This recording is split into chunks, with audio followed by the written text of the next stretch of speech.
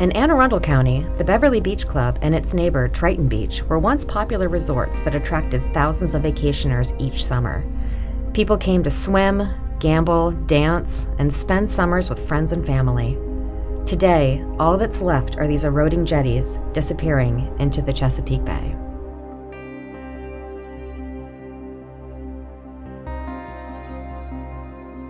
Nearby, a more ancient history is being lost to coastal erosion. This Native American shell heap marks the spot where people camped and shucked oysters almost 1,500 years ago. But the site is rapidly eroding. These middle school students are helping archaeologists learn more about the ancient people who once lived here before the site is lost forever.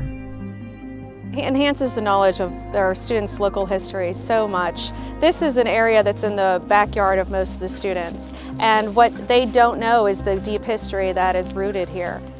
These children, working alongside archaeologists, can discover tangible links to a long-forgotten history.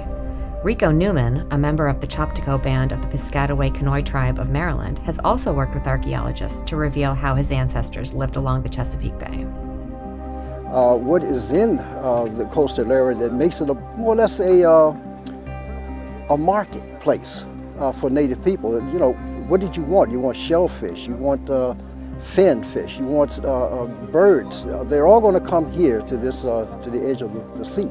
Where it just shows just how much diversity there was between Native communities and how far they would travel from the Great Lakes region, from the Mississippi region, from the Gulf of Mexico to these areas. So there was a lot of interchange in cultures, and we learn all of this from the work that archaeologists do.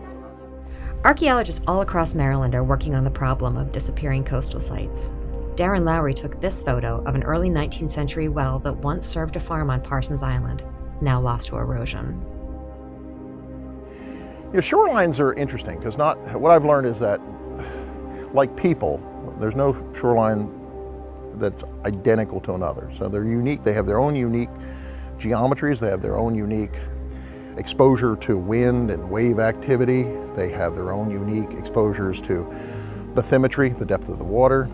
So what I've been able to see by exploring a lot of the shorelines on the eastern shore is that there are sites that are heavily eroded, that have disappeared in my lifetime, and then there are sites that are still with us and haven't changed one iota, and I guess it would be 30-some years.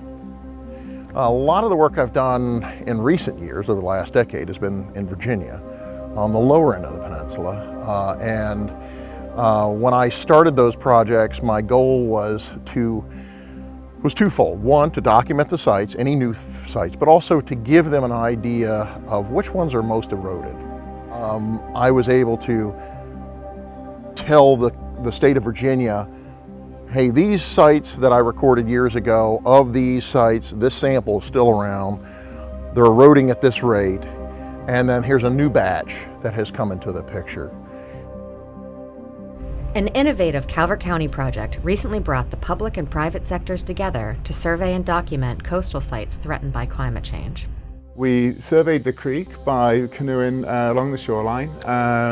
We identified any previously recorded sites as well as looking for new sites as well. And in that way we were able to record 13 new archaeological sites on Battle Creek, and then I think it was 8 new sites on Hunting Creek. On Battle Creek, where the Archaeological Society of Maryland this year did a survey of Calverton, which is the seat of county government in Calvert County during the 17th century. It also represented the only time that we've ever been able to subject that what is arguably the most significant historical archaeological site in Calvert County to systematic survey. This was really, I thought, really a good way of doing it. So you've only got a finite amount of resources, a finite amount of money, there's a finite amount of time, and a finite amount of goodwill as well for these type of projects. Jen Sparenberg, the Hazard Mitigation Officer at the Maryland Historical Trust, oversaw this Calvert County project, as well as projects all across the state.